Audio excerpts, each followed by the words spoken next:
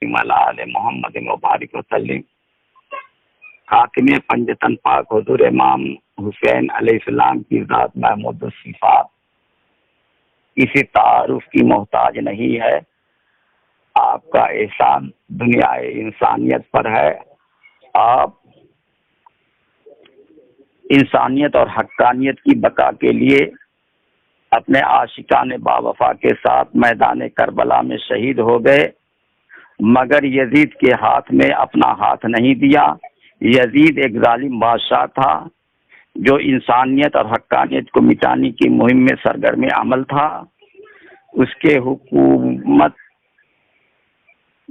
ظالمانہ میں ظلم و ستم، جبر و تشدد اور آل رسول کے ساتھ ناروا سلوک کی حدیں پار تھی۔ لوگ باطل سے چمٹے ہوئے تھے اور حق کی طرف آتے ہی نہیں تھے۔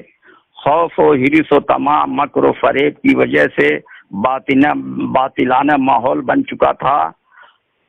حق و باطل، خیر و شر اور حلال و حرام کی تمیز اٹھ چکی تھی۔ یہی سب دور حاضرہ میں بھی ہو رہا ہے۔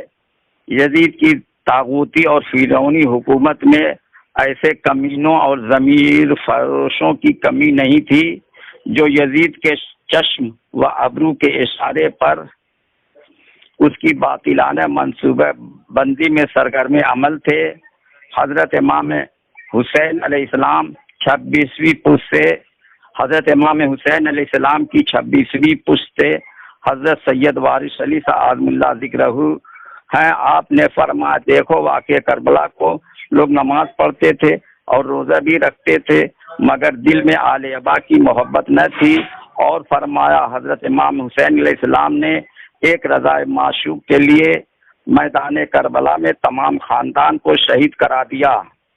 کوئی کیا سمجھ سکتا ہے رمز عاشق و معشوق کو؟ کسی نے حضور انور وارث پاک سے سوال کیا کہ تعزیہ وغیرہ ممنوع ہے، نہ کرنا چاہیے۔ آپ نے جواب میں فرمایا، لوگ چاہتے ہیں کہ درود و فاتحہ بند ہو جائے، وہ قیامت تک بند نہ ہوگا۔ کوفیوں نے حضرت امام حسین علیہ السلام کو مخاطب کر کے فرمایا کہ آپ تشریف لائیں اور ہماری ہدایت فرمائیں، نہیں تو ہم لوگ دامنگیر ہوں گے۔ ان سے متعلق کوفیوں کے بے شمار خطوط لکھے گئے تھے۔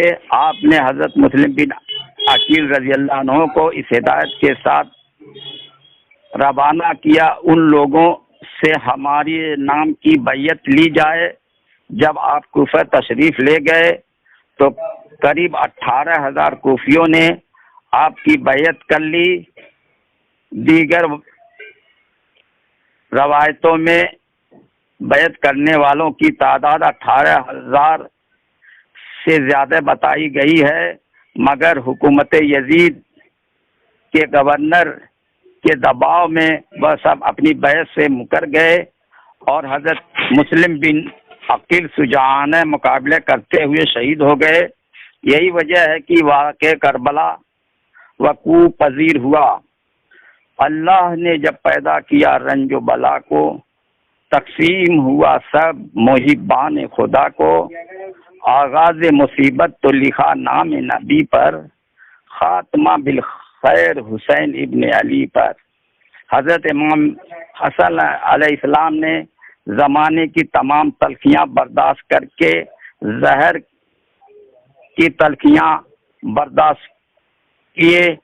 آپ کی شہادت کے بعد حضرت امام حسین علیہ السلام نے اپنے ایک خطبے میں فرمایا، دیکھتے ہی ہو کہ لوگ